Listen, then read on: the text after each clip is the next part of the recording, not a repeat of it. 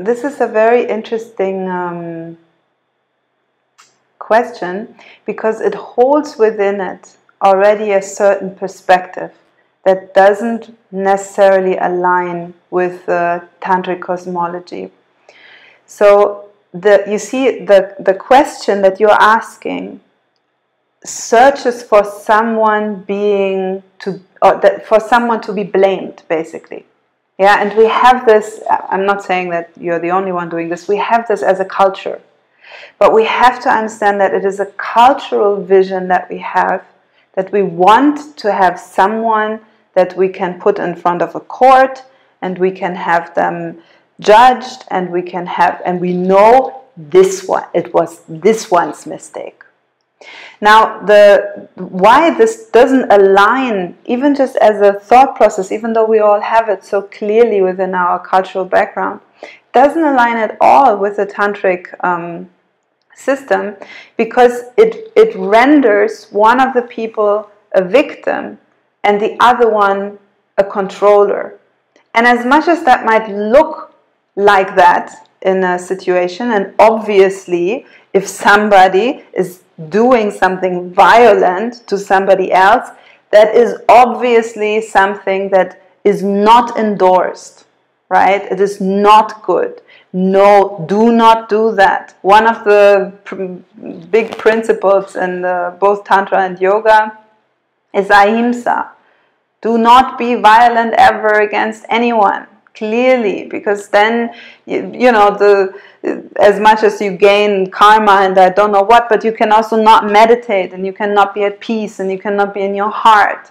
And yeah, that violence can be very, very awful, like rape and I don't know what, and it can be less harmful, like calling somebody a jerk.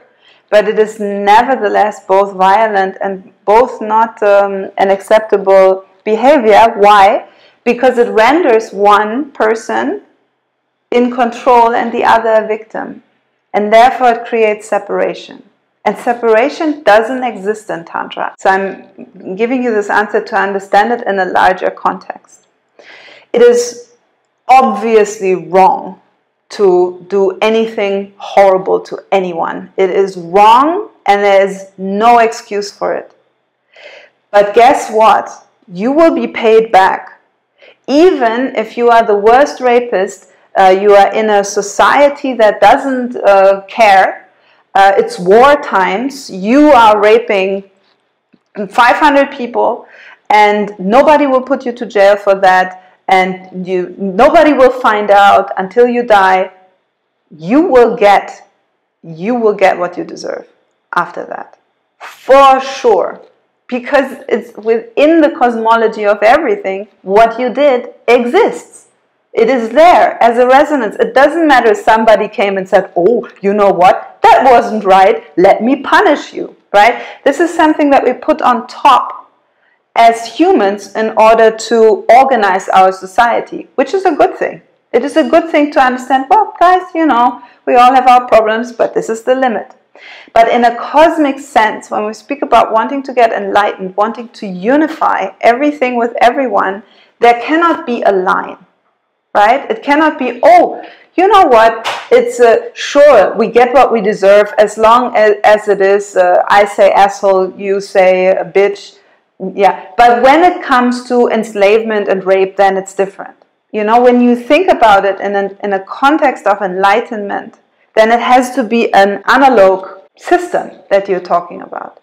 Any system, any idea, any construct that draws a line and that says, here it's good, here it's not good. This is on the correct side, this is not on the correct side. This is defined like this is defined like that. It will never work in a system of Tantra. What works is, or what would the vision be in Tantra, is everything is connected to everything else. It is all one. Everything is godly, everything is one. Now, on that background, then you will start to observe, okay, how does a process of doing something horrible to another person look like in this? Well, it is godly, as in you will still get a chance. Even if you do a ton of horrible things on a cosmic level, maybe not in your society, maybe you'll be killed in your society, but at a cosmic level, you will get another chance to do it better next time, to do it better next time, to do it better next time. You'll get another chance and another chance and another chance and another chance, right? Because you are part of one huge connective good thing, which is this universe, which is existence in itself. Right? So see it more like that. Don't see it like a political statement, because it is not. It is a description of how you see the universe when you're enlightened. Then, if somebody does something horrible to you, you will understand, okay, yeah, there is something godly in this, because now I have a chance to either see God in suffering, like Jesus Christ. He could have very easily said, you know what, guys, we are not doing this, because I will snap my finger and, you know, do whatever mastery thing I do, and then I will not end up on the cross. But it was the whole point, was to be on the cross. Okay, fine, then I do that. Other masters, Padmasambhava, for example, same situation, gets nailed onto I don't know what crosses and burned up into flames, and he would turn into a Buddha floating on a lake of sesame oil. Okay, that was the integrated thing to do, right?